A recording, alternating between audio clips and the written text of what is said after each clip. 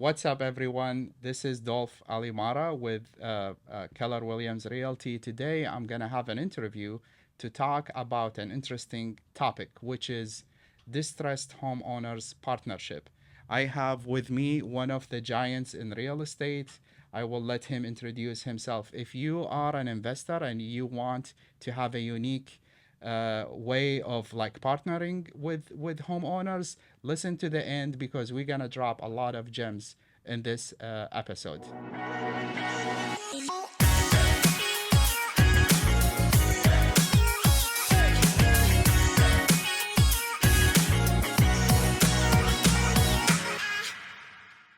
Thank you so much, Sam, for coming to the interview today.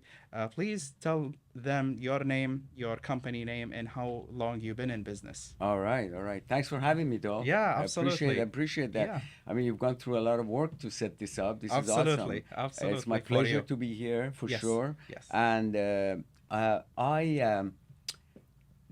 my name is Sam Sadat. My main purpose in life right now, as you know, Yes. and for a long time, has been to help other people succeed by investing in real estate.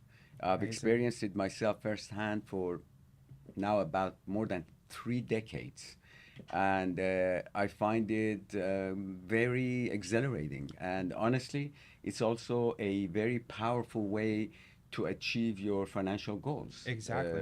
Exactly. I always tell everybody, including my own sons, and of course, you guys hear me talk about at our real estate clubs, that we talk about the importance of controlling your time, Exactly. controlling your life. Exactly. Okay, and as an employee, you can never do that. As an employee, Absolutely. you're slave to someone else. As an employee, I'm sorry to say that, but you're living somebody else's dreams, not your dreams. And the Exactly. whole bottom line that So the true. reason we're born is because we want to follow our own path, our Exactly. own, our own dreams, not living somebody else's. Absolutely. So real estate will give you that ability. I have been doing. I'm actually by education, I am an engineer, actually physics. I went to University of Texas in Austin. I'm not going to tell you what decade because then you want to find out my age. But yeah, and Why switching to real estate then? that's very interesting because when I got out and I got my first job, believe it or not, it was at a toy company, Mattel Corporation. Uh-huh. Back then, they were a giant in the industry, and they had a research and development department where mechanical engineers and various other people, some electronic engineers too, because it was just the beginning of those electronic games. Remember those old Yes. football games? They had like little. You probably don't The even the remember pixels. the pixels. Yes. Yeah. Yeah. So we worked there, and I looked around. Not only I had to spend so much time every day commuting, and then also on top of that, somebody else is telling me what to do, and I look at all of that, and then I looked at my superiors, see how much money they're making, and It's like normal salary. it didn't impress me. Yeah. I figured, oh, I want to make a lot more than that. But more than money, I wanted to free up my time because I figured, once I get That's married the and I main have goal. kids, yeah, and I Yeah. have kids, Spend I more don't time with your with loved your ones. family, Yeah. especially with your children. These are the fruits of your labor. And something that you got to be proud for bringing it to this world, and you're going to educate them. So I realized as an employee, there ain't no way I'm going to be able to accomplish that. I So said, then this you is not going switch to happen. to real estate. Exactly. So I Yes. had a good friend in the San Fernando Valley, Rick, and he kept telling me, Sam, come on, man. He did my home loan. He says, you're so good at it. You can make a lot of money, come on in. And he was in the mortgage business. Okay. So anyways, I started doing that part-time at night to see how I feel. Then I liked it because it was like And socializing, more rewarding. rewarding, and Yeah. also I'm talking to As much people. as you work, you get commissions. It's Exactly. not like limited. Like a Yeah. limit on your Like on your cap on income, your income. cap on your Yeah. income, yeah. Yeah.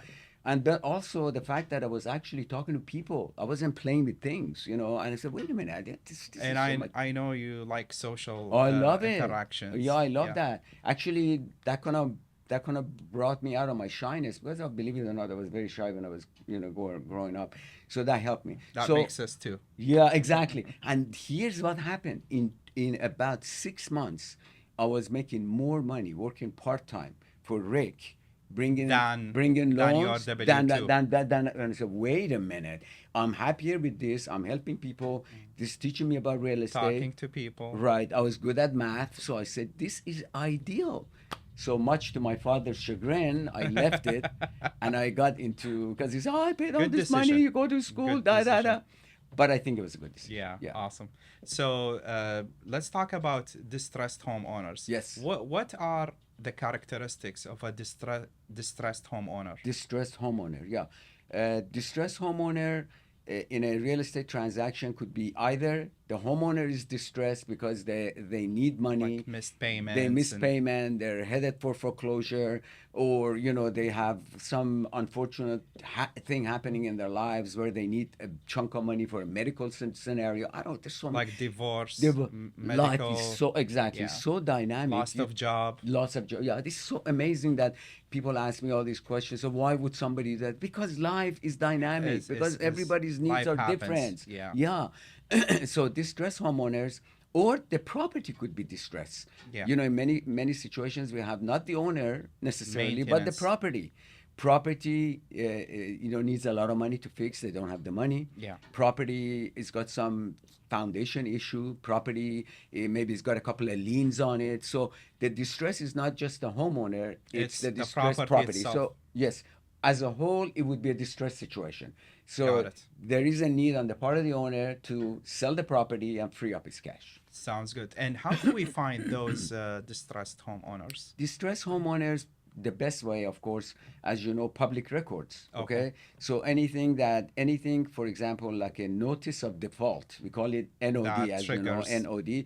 So when that is filed on the property, that becomes a public domain. Okay. So immediately the information is out there for the whole world to see. To see. Obviously, you can get those. The companies like PropStream, Using Property software. Radar. Yeah, these are platforms and software where you can actually find distressed homeowners, meaning or properties, meaning a notice of default has been filed. Right? Sounds good. But And- everybody knows about those. Okay. Right. In order for you to get the ones that are not public record. Yeah. How do you find- You pay a lot more money. There are listing companies out there Oh. that they're able to tell you if something is a pre-foreclosure, meaning in this sense that the NOD or notice of default hasn't been filed, but they got several late payments. Okay. Okay. So once you get those lists, then it's up to you to get on the phone And it's a software. And it's you a- could, yeah. and a membership. or a list that you can Or a- buy. But I'm pretty sure everything is like Okay. digital right now. Yeah. Do for you sure. have a name of that service? There are multiple Multiples. ones. Yeah, Okay. a lot of them are in Florida. Some of them are in Utah. A lot of different companies. You got to find out your needs. The only Caveat? difference between The the two only is when a notice of default is filed, okay, on the property, the urgency kicks in. Exactly. Because you have a right- certain amount of time to Yeah, respond. exactly. Prior to that, the homeowner said, "Oh yeah, everything is going to be okay. God's going to drop a whole bunch of money on my lap." Unrealistic. They could happen, but very, very seldom. Hey. Or they say, "Oh, maybe my aunt Agnes or Uncle Goober is going to come give me." So they're in total denial. Okay. The notice of default is filed. The urgency starts kicking in. They have 3 months. Okay, and then 21 days within the last period, the 21 days, that's when they get really Exactly. kind of like And shaken. The reality denial kicks in. That's right. The Yeah. denial is out, and now they've gone through periods of depression. They bargained, they did all of that, and now all of a sudden acceptance. Oh my God, we're about to lose the home. What are we gonna do? Exactly. Yeah. So let me ask you the follow-up question, which is, how do we partner with such homeowners in distress and be their lifeline without being the shark? Right. To do the right thing, help them, and maybe make some profit along the way. Obviously, the system is designed for us to make money, to earn money. But in order to do that, a true capitalist system, you got to give a service. Exactly. You give a service. That's why I find a lot of these companies that without giving a service, they're worth billions of dollars. I say, how in the hell is that even conceivable Possible. in our Exactly. worldview? Yeah. You got to deliver a service, and the service is to help the homeowner. So your question is good. why can't we be the lifeline or lifeblood for them and not the shark? Okay, the sharks are, okay, you got 700,000 equity in your property, you're in distress, here's 10,000 for you, give me the deed to the property, goodbye Charlie, out of here. Wow. That's a shark. And That's a shark. Take essentially advantage of the homeowner, when they are in need. steal their equity. That's Yeah. like equity stripping. Yeah. Okay, so you steal their equity from them, and eventually this could make you a lot of money. Some of the But like internally, internally, it's the worst. not It's gonna. yeah. Yeah. If you're a decent person, you want to do it ethically.